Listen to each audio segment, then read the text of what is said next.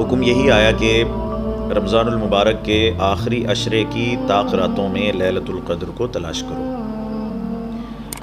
اب اس میں دو باتیں ہیں سمجھنے کی۔ سب سے پہلے ہم یہ دیکھ لیں کہ لیلۃ القدر کی فضیلت کیا ہے۔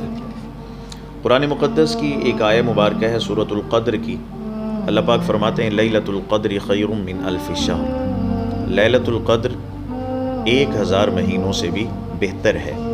اس کا مطلب یہ ہے کہ جس شخص کو لیلۃ القدر کے وہ بابرکت لمحات نصیب ہو گئے اور ان لمحات میں وہ شخص اللہ کی عبادت کر رہا ہے تو اللہ رب العزت اس کو 1000 مہینوں سے بھی زیادہ عبادت کرنے کا ثواب عطا فرماتے ہیں۔ اب اس کے متعلق نبی اکرم صلی اللہ علیہ وآلہ وسلم کے فرامین بھی ہیں۔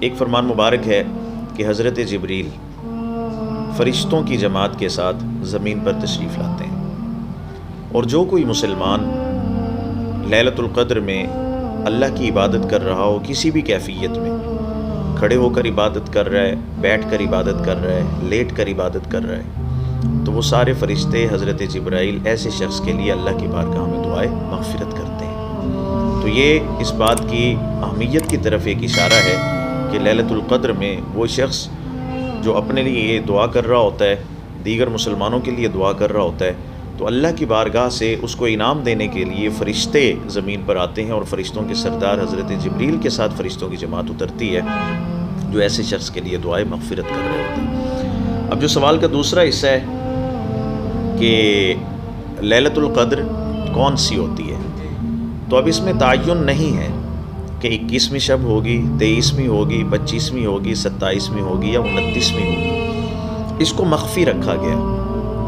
چھپا کر رکھا گیا۔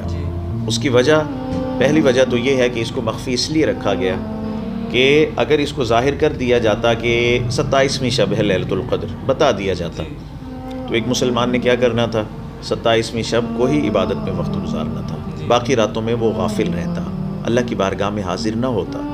تو اس کو ہمیشہ رب کی بارگاہ میں متوجہ رہنے کے لیے اور حاضر رکھنے کے لیے اس کی تعین کو اٹھا لیا گیا، تعین نہیں کیا گیا کہ فلاں رات ہے۔ فرمایا گیا کہ یہ 5 راتیں ہیں، ان میں خود تلاش کر لو۔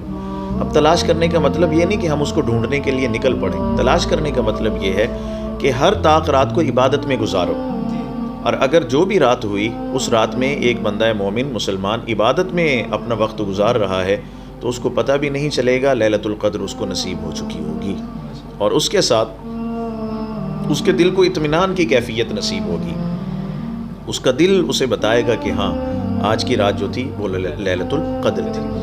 حضور اکرم صلی اللہ علیہ وآلہ وسلم اپنے صحابہ میں تشریف لائے، دو لوگ آپس میں کسی معاملے میں جھگڑا کر رہے تھے، تو نبی اکرم صلی اللہ علیہ وآلہ وسلم نے فرمایا میں تمہیں بتانے تو یہ آیا تھا کہ لیلۃ القدر کب ہوتی ہے، لیکن فلاں کے آپس میں جھگڑے کی وجہ سے اب وہ میں تمہیں نہیں بتاؤں گا، خود ہی اس کو تلاش کرو۔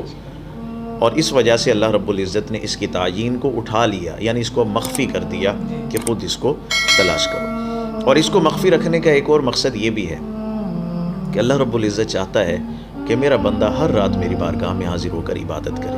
اللہ کو یہ بات پسند ہے، قرآن پاک میں بھی فرمایا گیا، حدیث مبارکہ میں بھی فرمایا گیا۔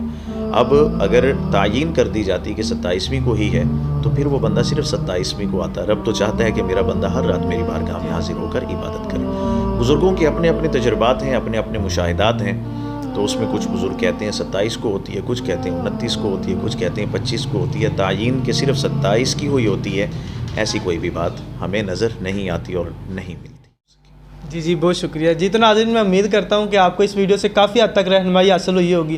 اگر یہ ویڈیو آپ کو اچھی لگے تو اس ویڈیو کو لائک کریں، زیادہ سے زیادہ شیئر کریں تاکہ یہ ہر مسلمان بھائی تک پہنچ سکے اور وہ بھی اس ویڈیو سے رہنمائی حاصل کر سکیں۔ اسی کے ساتھ اپنے میزبان احمد یاسین کو اجازت دیں، انشاءاللہ ملتے ہیں نیکسٹ ویڈیو میں، تب تک کے لیے اللہ حافظ۔